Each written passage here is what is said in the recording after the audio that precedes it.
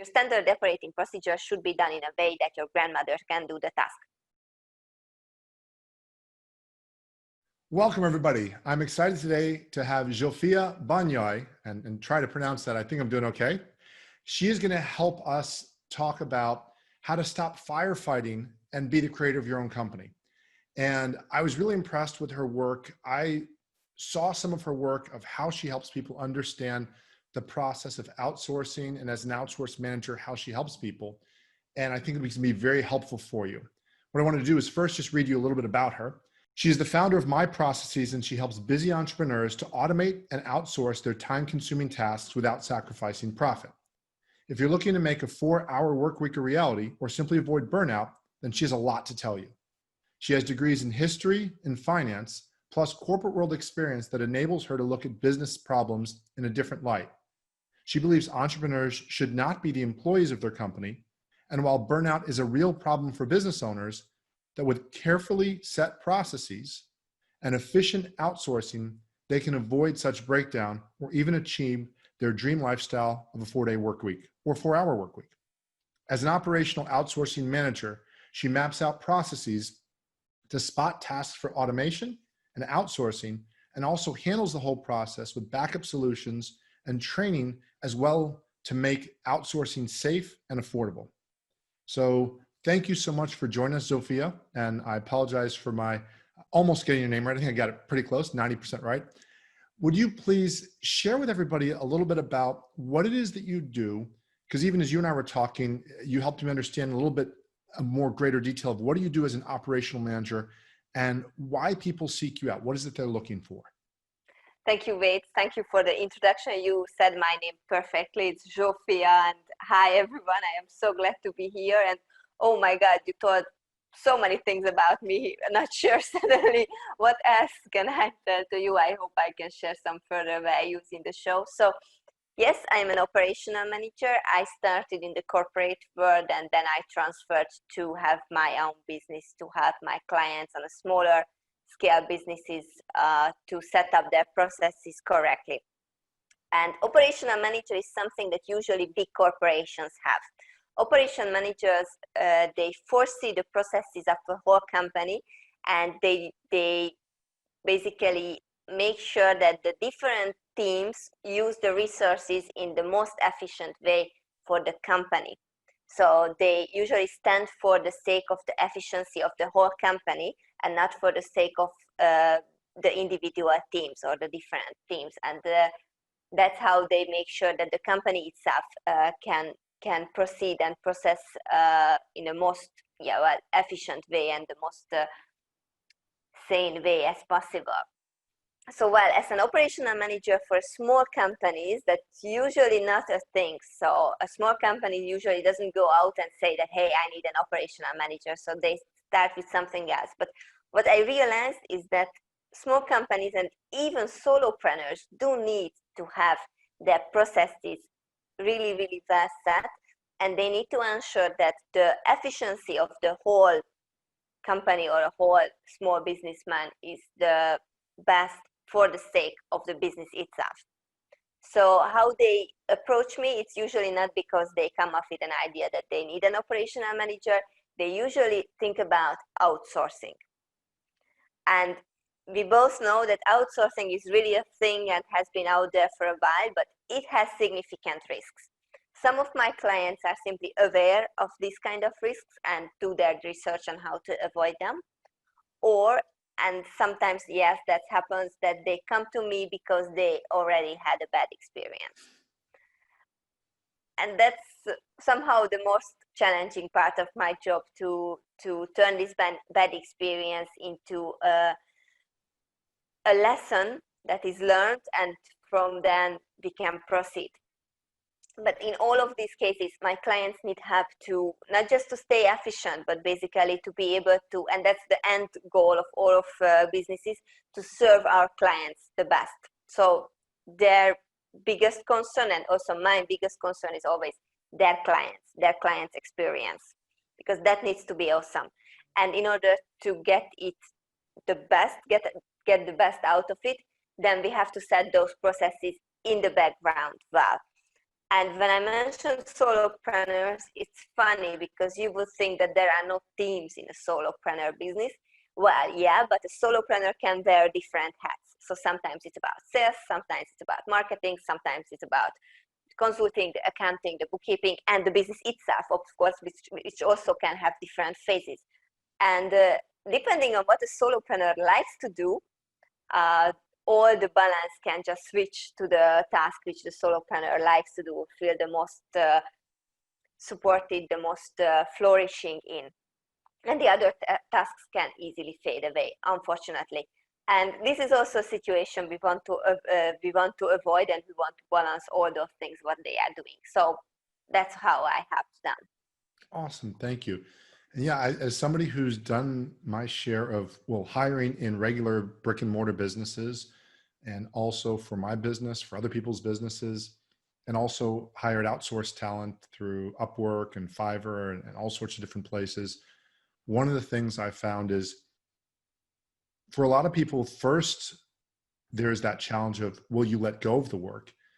And I think many entrepreneurs today have kind of come to terms with that. Not all, but many of them have realized, okay, yes, I want to outsource if I'm the lead singer of a band, or if I'm, I don't know, if I'm Taylor Swift, or if I'm U2, I need to be on stage. That's how I'm serving my clients. Me, tuning the guitars or selling tickets, that's not the best use. So most people kind of get that. But then if they don't like the processes, or if they don't know the processes, there's a tendency to do kind of this almost childlike teenage, well, I'm not doing it, so here, somebody else take it. And that's okay, but you're spending your money to do that. And so you're having to work more at some point to either sell more or coach more or do something to pay for that. And so there can be a danger in that. You mentioned people's lessons. What do people usually find are the lessons they run into, and how can you tell if somebody is probably perhaps okay delegating on their own or trying at their own hand versus they're probably better off having a professional like you guiding them? Mm-hmm. I think the turning point is around when you have 2 or 3 outsourcers in the team, because I don't say that anyone couldn't do that. So you can go to Upwork. Anyone who is listening to this podcast right now, I encourage you, go to Upwork, go to Fiverr, try to do something small, delegation, and hire someone. And that's really easy. And I have so much appreciation towards my fellow colleagues in the freelancing era who do their best to serve their clients and to serve your business as well. So I think they are great. But the point is that when you growing a little bit bigger, you have to understand what's happening in your own business and have to be sure that the communication goes really, really well. Because those guys out there, especially if you hire them remotely, they cannot figure out what you want unless you tell them what you want. And it's even true if we are talking about something that you hire a professional. So like you hire your accountant or a video editor, you don't do video editing, you have no clue about the accounting rules. So that's why you hire a professional. But, and that's very important, you have to give the data to your accountant. You have to give the proper data to your video editor right in the time. So not later, not sooner, just when it needs to be done. And you have to organize all this communication channel. And it becomes even more complicated when another partner comes into the room. So let's say that you have a video editor and you have someone who is scheduling your post on YouTube and doing some kind of marketing for it. Very simple example. And those 2 guys have to communicate too.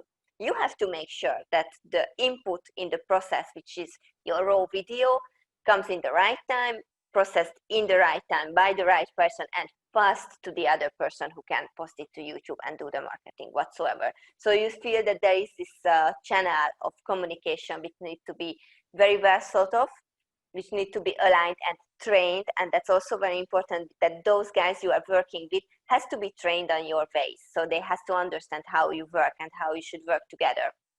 What happens if your video editor falls out? He's not doing the job. How will you notice that he didn't do it on time? Will the next person in the row ring a bell, or will you yourself notice it? what you will do actually. So who will do the editing? Will it be you as a secondary backup? Will it be the other guy, or you have another plan to back up this? And I just really mentioned the scenario with 3 people in a row, and a very simple thing. But like we go bigger and bigger, we have to consider more and more consequences like that. So that's when I say that it worth to have a kind of a professional look on it. And also that when you hire someone, it's really hard to hire a backup, because you agree with somebody. How do you agree with the backup? When will you go to them? Maybe never, hopefully never. So having a backup is the tricky part of the story, I believe. Awesome. Thank you. Yeah. And there's so much to that. I think one of the things that I look back at different stages of my career as an entrepreneur, and in my case, it ties to family, because before I met my wife, I wanted to scale a business. And so the idea of employees was very attractive. And actually, this was 20 plus years ago. So there really wasn't as many options for outsourcing or freelancing, at least that I was aware of. And so scaling for me felt more like, okay, if you're going to scale, you want a team of people that know you, know who you are. And if you're really looking to go big, well, yeah, then employees, the steadiness, the consistency, the loyalty is great. On the other extreme, when we had our first child, I scaled back my traveling, and I went back more into that mindset of a lifestyle entrepreneur, which the focus was more of, okay, almost how little do I have to work to be able to pay my bills? And it's not quite that, but scale was not a big deal. And to your point, one outsourcer, one person doing this task over here that wasn't related to this. So if my accountant was doing one thing and my video editor was doing one thing, okay, I could handle that. But once it was the social media person, then some of the content came from the podcast and the video editor.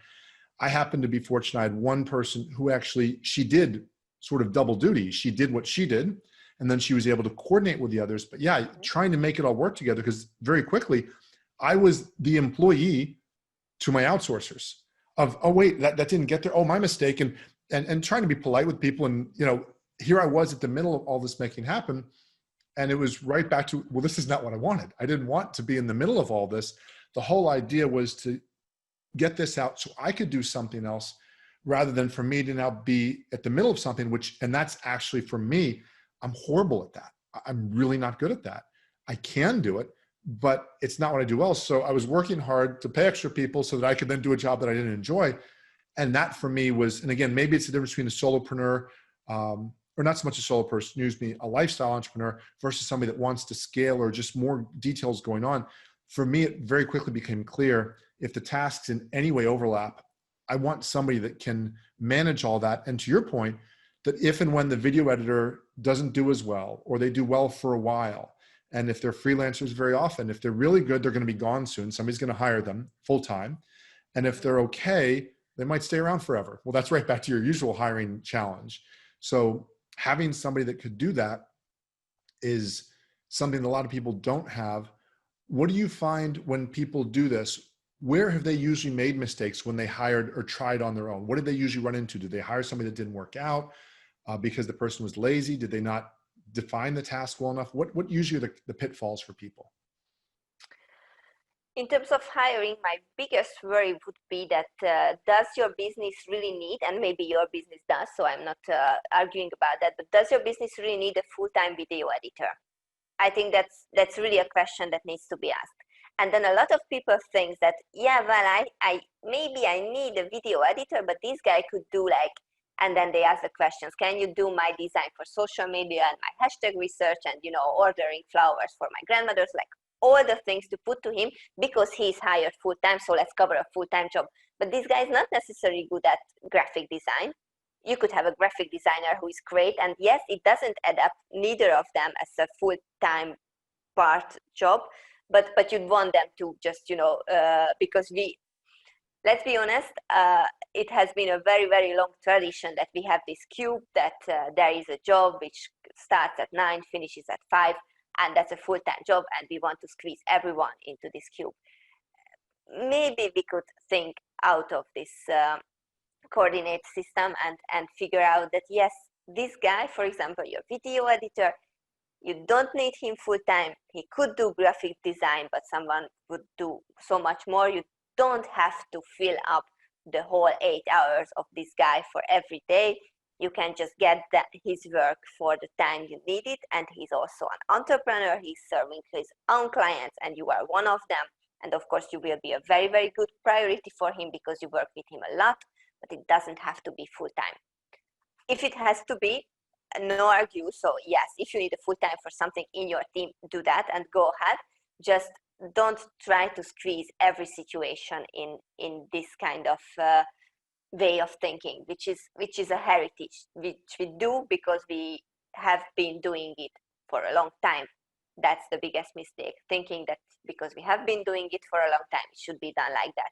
Try to think creatively about this.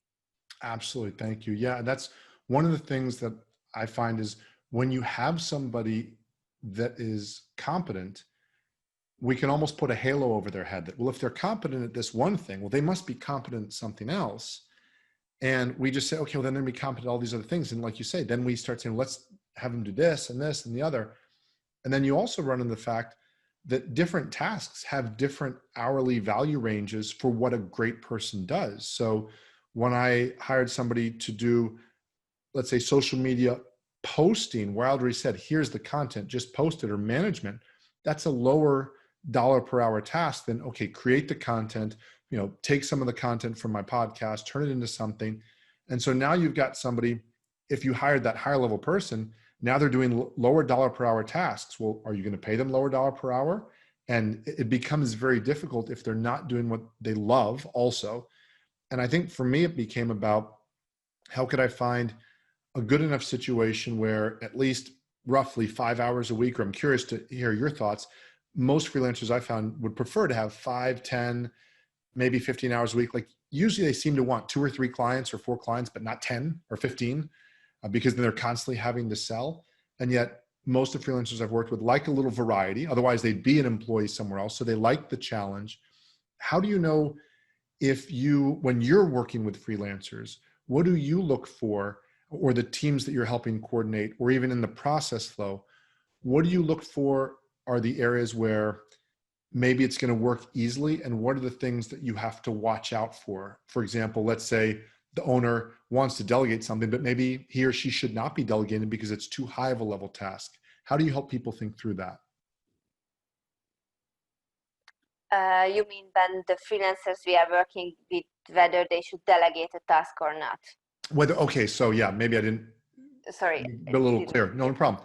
So let's say I have a freelancer and they're doing one task really well, and I have 2 or 3 other tasks that I'd like done. What do you find that people usually run into as challenges when they try to take that person and have them do multiple things? And how could they possibly do that better? How do you do that? How do you determine, well, this person should be doing these tasks, and this is where we stop person A and we get to a next person? How do you think through that, and how do you help a person coordinate that?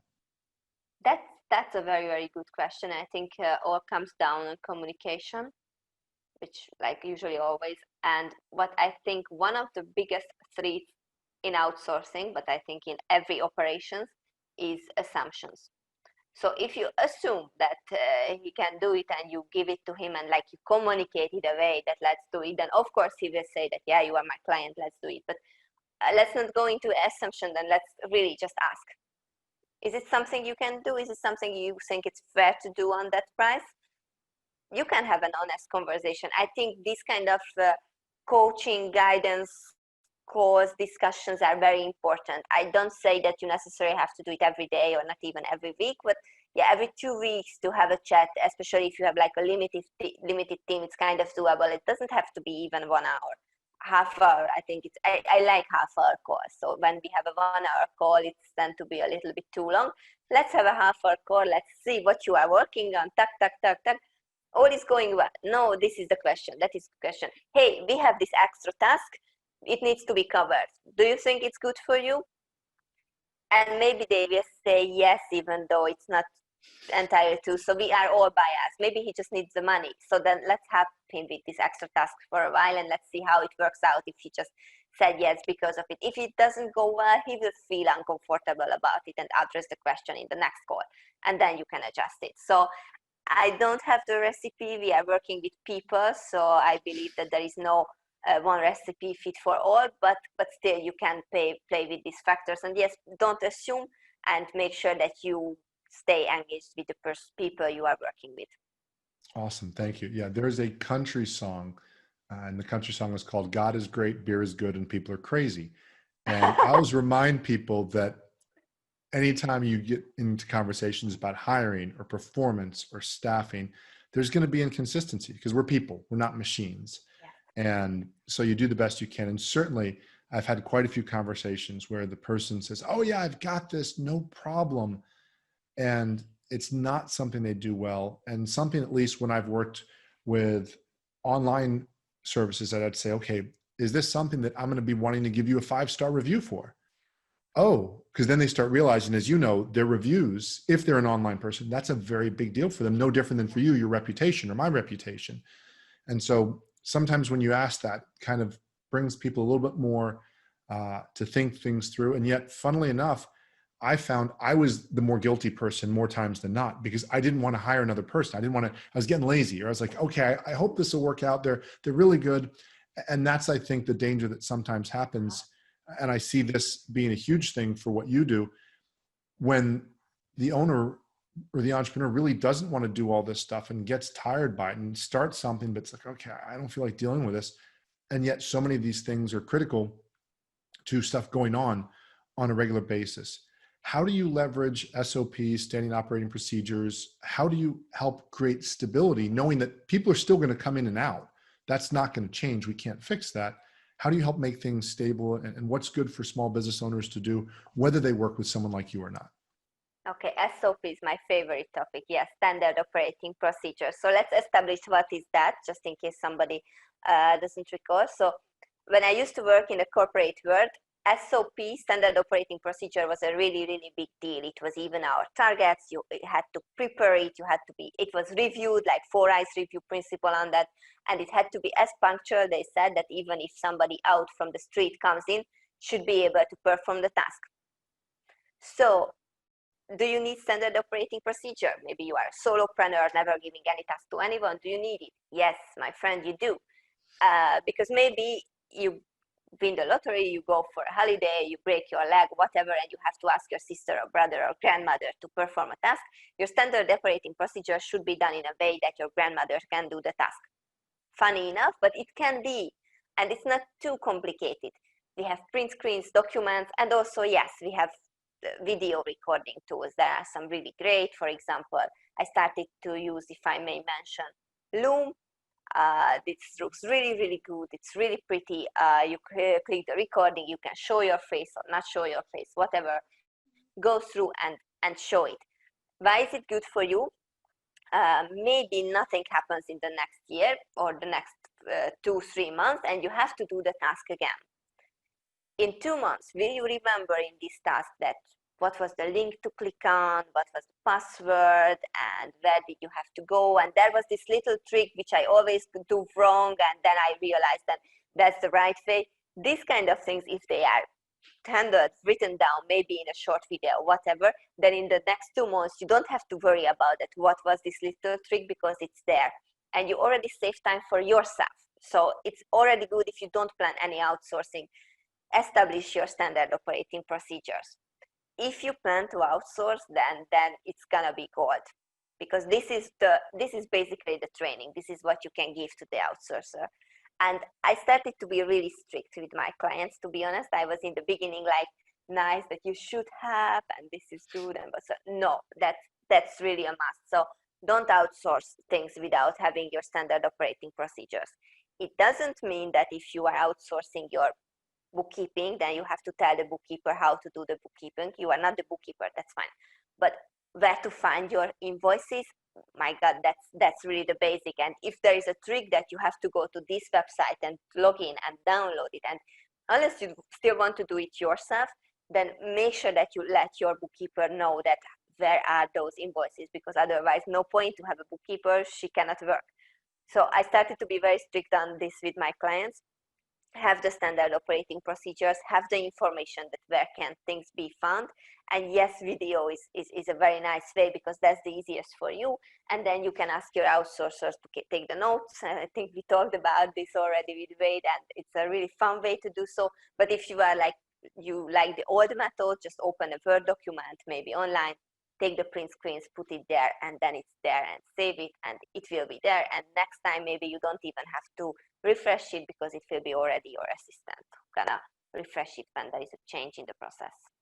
Absolutely. And that's something that became very liberating for me. I remember the first time one of the people I worked with had suggested that I send her a video on Loom. And the reason why it was so liberating is because I hate writing SOPs. I don't like doing them, but I know how to do what I want to show you how to do. So for example, it was on how to do my podcast episode. So I just recorded the screen here. I'm doing this, I'm doing that, I'm doing the other. And so it freed me up from having to be the teacher. Sometimes the best doers or things that we're great at doing, we're not great at teaching. Or sometimes, especially if something, in my experience, if we're talented at something and somebody says, well, how do you do that? So I don't know how to break that down because I didn't learn half of it. Some of it was a gift. Whereas if somebody's not talented at something and they have to learn something from step one, like for example, in the National Basketball Association in the United States, the basketball league, some of the best coaches are some of the more average players because they didn't have gifts that they could get around learning the fundamentals. They had to learn the fundamentals step by step by step so they could tell them to you. And so for me, being able to use a video, say, okay, here's all the things I do. And as long as I got the output right, and I'd even sometimes, oh, I forgot this step, and I'd go back. But usually the person, if they're good at doing this, is going to be somebody that's good at sequentializing. And it's not a big deal, at least in my experience, if they're good, to go back and say, oh, Wade, well, you said step 10 and step 8, but I'm going to put those in the right order. Whereas for me, to sit down and type out a Word document, that would almost be a punishment. And I just loved when I could realize, wow, I can just show you what I do because that's more of my style. And great, you do that. And it was so easy for them because then I didn't forget anything because I wanted this very specific outcome. And to your point about the creativity with the, whether it be an accountant or when I would ask people to sometimes do social media images, I'd say, okay, great. Here's the generic area I'm working within, but now I'm not going to tell you anything more. But I would do a micro project. Hey, do 5, social media posts for me within this framework, but I actually want your creativity because I've already seen enough of what I do. And I don't really like my creativity artistically, but let's see yours. But learning that balance and being able to play with that, I think was so great for me and so important what you said about if you've not gotten it down to an SOP, then to me, you still don't know what you're doing. You're still kind of dabbling, and that's okay. But why wouldn't you do it? Why wouldn't you have it down pat? And certainly if you're a solopreneur that has family counting on you, being able to know that your family could pick up something if you become sick, whatever's even transitional business plans, if something happens to you, all these different possibilities, I guess I can't see why you wouldn't have an SOP. And I found that once I get something down to an SOP, sometimes it's annoying for me because it's not my talent. But once I get it, it feels so liberating because like you said, I can do it in about half the time, even if I'm kind of tired at the end of the day, say, okay, I just kind of follow through this. But even more so, I can more likely give it to somebody who loves doing stuff like this and is good at stuff like this and will do a great job. And my only concern is if they can simply execute what I do. And most of the people that I find, if they're good at what they do, they can do what you tell them to do. And if there's a mistake, then it's just merely on me to say, okay, hey, here's how I'd like it differently. What would you say, as you've worked with people, what are the risks of outsourcing? So we've talked a lot about the pros and we've talked a little bit about the risks of overspending, but go a little bit more into depth. Other than, of course, just wasting money and not getting the job done, what are some of the other risks for people with outsourcing when they consider doing that? Overspending is definitely one thing, and I would just go ahead. So not just saying that not get the job done, but not getting the job done by the proper person in the proper time frame. And that's why I keep emphasizing SOPs because that can delay if you don't give the information and also the communication. So if you don't give the proper information and communication to the outsourcer, they will spend longer time on the job to be done, therefore charge more. So there should be a balance between the experience level of the person you are working with and the training that you give to them, the time which will result in the time they work on the process. So the more experienced the person, you can say that the less guidance they need, and they know the more. Also, that's not the perfect recipe either. So there can be very experienced person who is giving like a bad quality job. So this can happen, but generally speaking, the more experience, of course, the less training needed. But of course, they are charging more. So you can go down with the experience level if you can give better trainings and more training. So this is like also again a balance kind of things which you, based on your abilities of training and paying, have to figure out where is. And there are a lot of factors to work with. So that's how I like to help my clients to give a better training and maybe go with a lower hourly rate, because we can manage it, we can set it nicely. So, and these kind of factors you can pay with. When it comes to about legal stuff and taxation, I wouldn't pay too much with the price, to be honest. Best to have the best quality right the first time, of course, on these cases. So yeah, this is communication. I keep mentioning communication. That's a big risk to go away and wrongly communicate things. And there can be like bad stories. The worst story I've ever heard about outsourcing was with one of my interviewees in my video interview series, and she told that she was trying to coach a virtual assistant to help her, but it didn't really work out well. So she saw that she will hire a secondary assistant, still keeping the first one. But when the first one realized that there will be a second one, she went nuts. So she got completely crazy and started to stalk her and even post bad reviews about her on fake names and fake accounts. So this is kind of the terrible thing, and I'm not really sure how to avoid it, because if I say that you should know the people, you should listen to your instincts, well, she had her instincts and they said that it's okay and still was not. So this is very hard, but and that's why I like to say that I have been working with my outsourcers for a while. So maybe it's not just about my instincts, but my experiences with that also, something that comes important. So there are a lot of risks you have to be aware of, but it's like even if you take an aspirin, you also have to accept that there is a risk by taking the medicine, or any minor surgery also have the risk associated to it.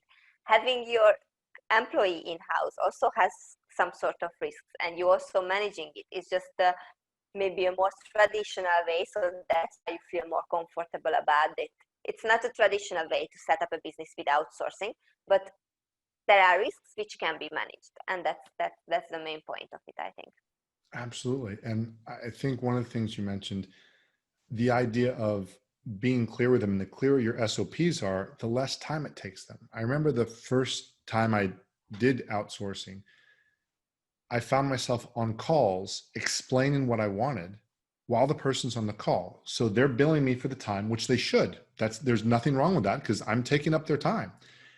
And I started realizing, okay, I need to do this ahead of time, or I need to be willing to basically pay somebody to take my notes. And a lot of it was that I hadn't thought out what I wanted first. And some people, I have a style where I think out loud. 30 minutes later, I'm still thinking out loud, and this person's wondering, okay, Wade, what do you want from me?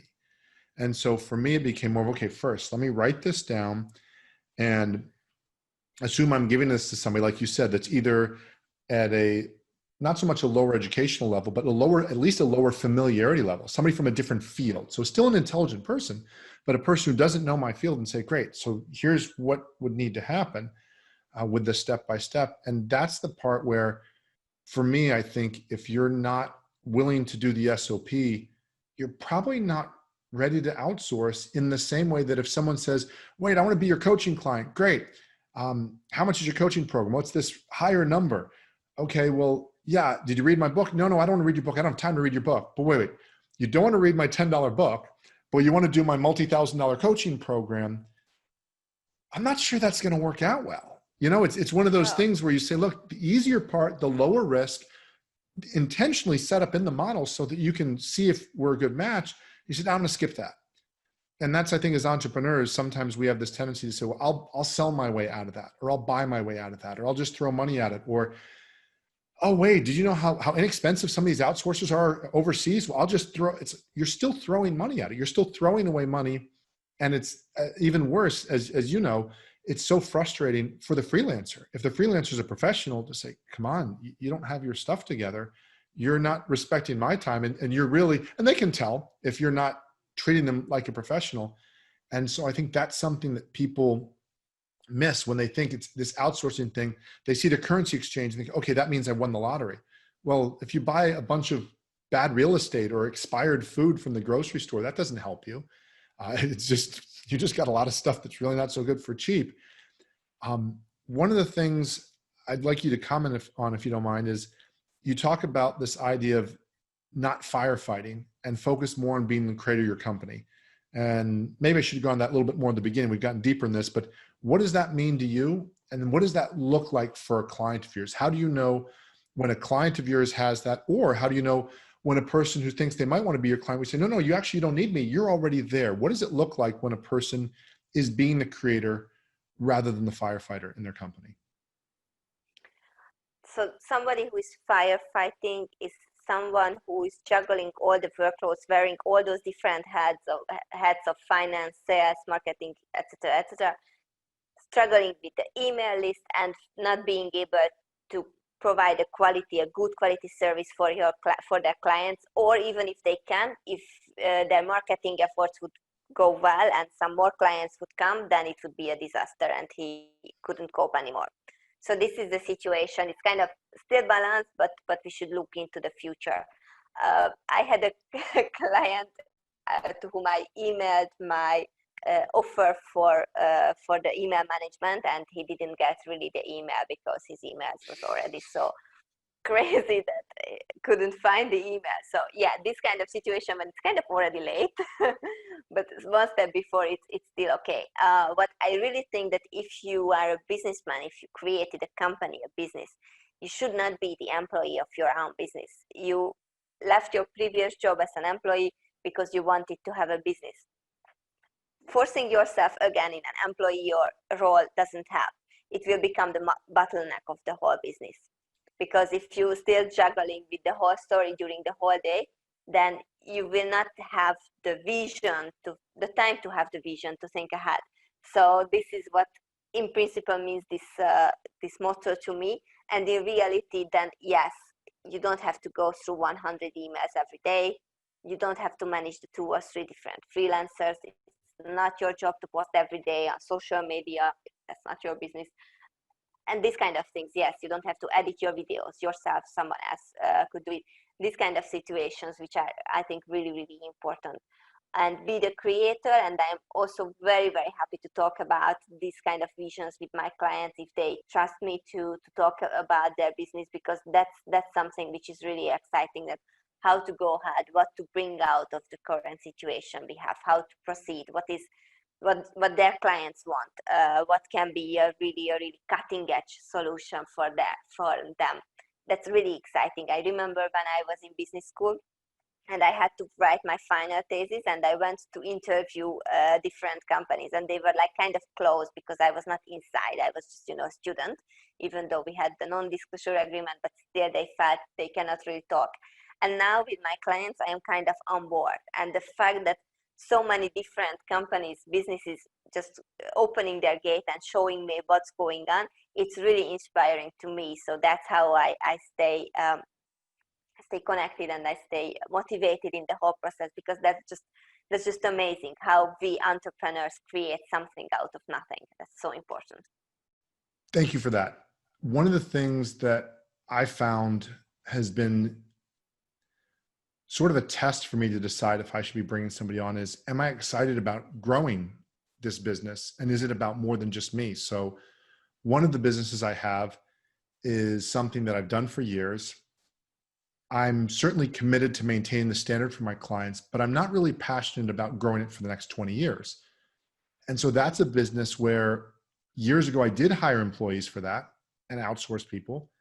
And right now I just kind of manage it. Even though I could hire somebody, I'm not looking to grow it because it would take more energy. It would take more excitement, more drive to do it.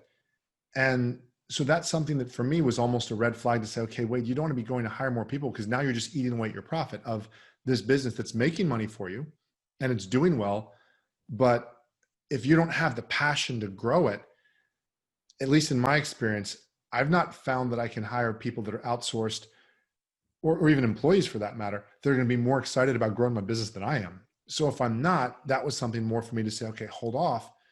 And then with the other things, the other challenge I find some people run into, and I certainly did at one point, I got so passionate about a project, but it was not yet cash flowing. And I was considering going into debt for outsourcing, and not so much credit card debt yet, but I had this business A making me money and saying, well, I'm going to take the money from business A and fund business B, which is not yet making money. I said, well, hold on, Wade, business A's already got your life going well. You're about to take from that on the hope of business B. This is still improvement.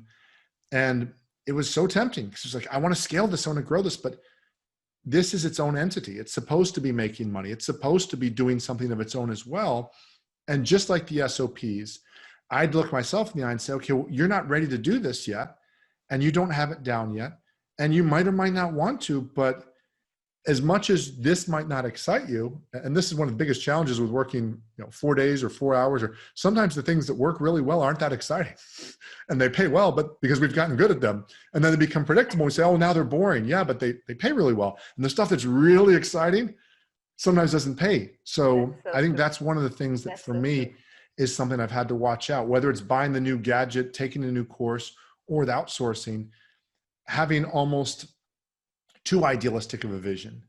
And I just think of it, if I cannot do a certain task at all, thinking that I'm going to hire somebody who's going to magically make that happen for me, I think is sometimes a little too much. At what point would you say that somebody who's looking at hiring people to outsource, when is somebody being unrealistic or having too high of expectations as far as what an outsourcer can do? Like if someone were to say to you, what really can an outsourcer do for me? And what would you say, ooh, now you're starting to get into dangerous territory where you're kind of being a little too optimistic. How do you make distinctions or divisions in that? Okay, first let me put a very big exclamation mark here. Don't outsource if you are not generating cash. And then I tell the exceptions, because yes, true, but accounting, taxation, outsource it as soon as you can, even if you don't have any money, but like you can really get screwed if this is not in place. So this is an exception. But, and yes, you were right, so red flag, don't expect an outsourcer to create your money-making business. That's your job. So your job to make the money and create the business, and their job to support you. If they would be aware how to create a money-making business, they would do it themselves without you. So yeah. I think that's really, really crucial. Also, don't really outsource your unique selling point. So if something is really you, and this is what your business is about, don't give it outside of your realm. Again, exceptions. There are writers who make chapters or parts of their novel written by someone else, but they still own the whole idea. Apple is producing parts of the iPhone, not in-house, but like outsourced, but they still have the whole design and everything. So it can be clever and smart, but keep your unique selling point as much, so to the core of your business, keep it for yourself, and also keep the money generating part for yourself as well. So you need to be the one who creates this part and who is able to proceed with this. That's why you need time. That's why you need the extra time to be able to have the ability to expand this money making part even more. Awesome. Yeah, one of the things, and I'm going to make reference to it and people can get it on your website, your outsourcing decision guide, I think is phenomenal. And I'm not going to show it here because then people might say, oh, I don't need to get it. You need to get it. If you're even thinking of outsourcing, whether you decided to do business with Zsofia, right?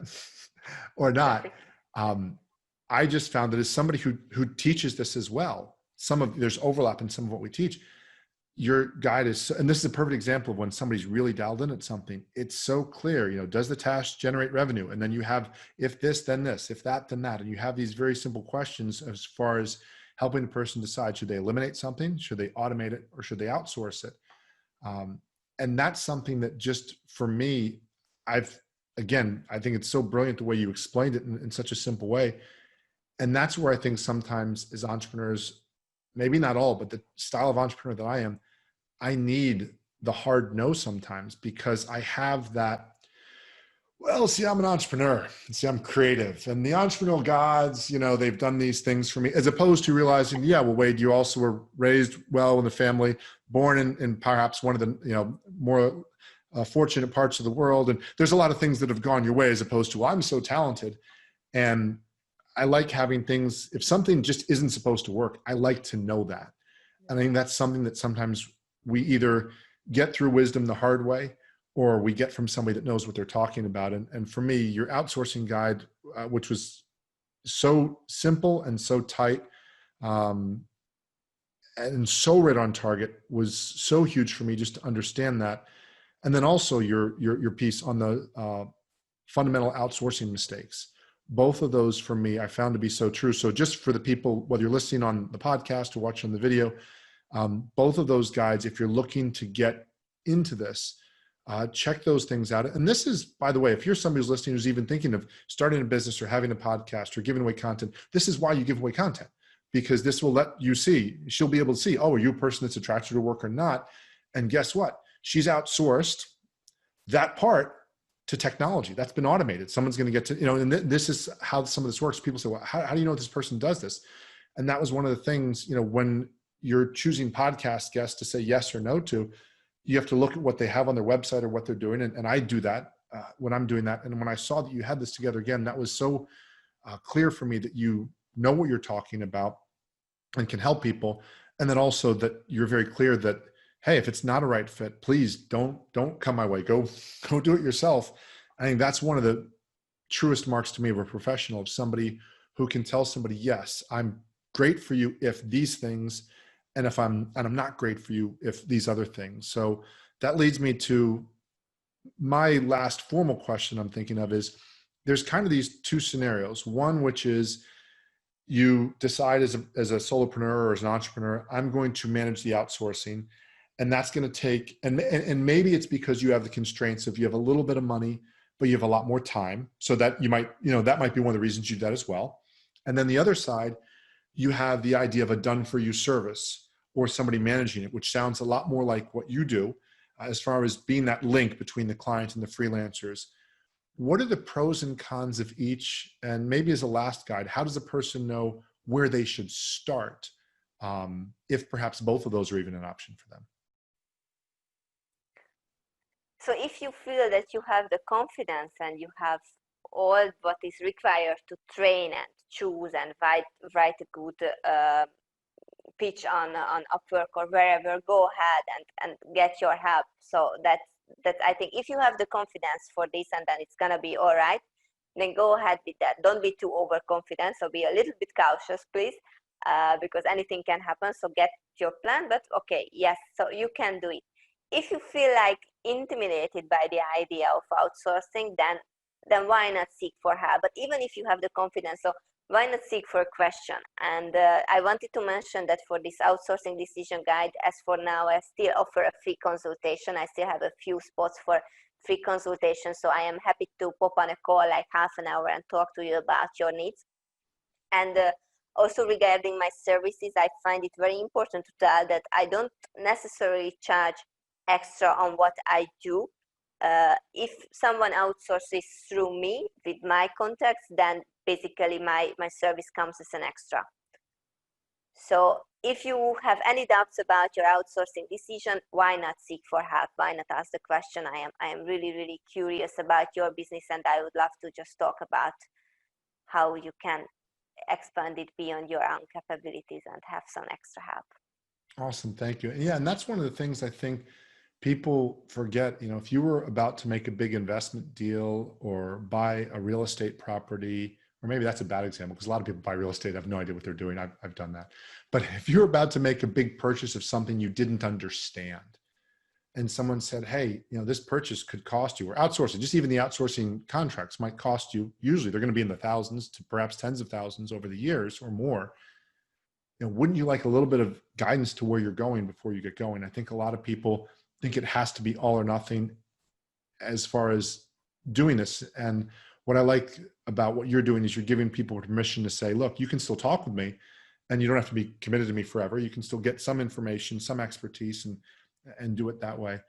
Because I think outsourcing is in a lot of ways just providing a lot of flexibility for people and creativity for people to be more entrepreneurial. I prefer, as I've moved on in my career, I prefer working with, at least at this stage, and I operate more as a solopreneur with outsourced help. I love working with people that are freelancers because they are by definition also entrepreneurs. In fact, some of them don't even see themselves as entrepreneurs. I'm like, yeah, you're an entrepreneur. You're working for yourself. Or even if they do have a job and they're freelancing, usually there's a lot of pride in that work that they're doing. And so I feel like I don't have to deal with almost the child rearing part of it, of, raising children. I just get to deal with somebody that's an economic adult. And so that can be so great. And like I said, I've made definitely my share of mistakes. So my mistakes at least are in the $5,000 to $10,000 range or more. So had I known of somebody like you ahead of time, I would have been wise to take advantage of that. Not sure I would have. I might have been too foolish to. I took a course that helped me how I learned about a lot of it. So actually I take that back. I learned from somebody who's really good at it. But where can people connect with you to learn more? We've talked about your stuff. And of course, for those of you on YouTube or on the blog, we'll put the links there. We'll also put the links to Loom and Upwork and Fiverr, so y'all can see those if you're not familiar with those. How can people get in touch with you to get some of your manuals and then perhaps to connect with you for a consultation? Yes, please remember Myprocesses. That's what I use everywhere. So I have my website, myprocess.es. So I'm not Spanish, but I thought it's a good play with the word. So myprocess.es, that's my website. Gotcha. And please find me on Instagram at Myprocesses. Check out my YouTube channel, which is currently with a lot of interviews, but I'm gonna change it more to have some educational videos on outsourcing. So it's called also Myprocesses, and I'm on Facebook with Myprocesses. And make sure to follow me at least on Instagram, because I'm gonna share some very, very cool online training on the outsourcing decision and how to manage the risk. Awesome. Thank you so much for taking your time to help our audience. I really feel what you're doing is so aligned with what we're looking to do. And everything you've said today, there's not been a single thing you've said that I would say, nope, everything you've said is in line with what I've I shouldn't say thought, that I've experienced and or learned the hard way. Again, it can be done different ways, but like anything else, usually you're about to leverage things if you're about to outsource. People say leverage is awesome. Yeah, well, if you buy bad real estate, leverage is not awesome. That's a bad thing. If you buy bad stocks, leverage is not awesome. If you make poor hires, leverage is not awesome, and it can add up quickly. So definitely encourage you, at the very least, do the research, get your SOPs in place, definitely get some feedback from her manuals, and as always, look forward to helping you make more money, impact more people, and do that in less time so you can better enjoy your family, your friends, and your life. Thanks for listening, everybody.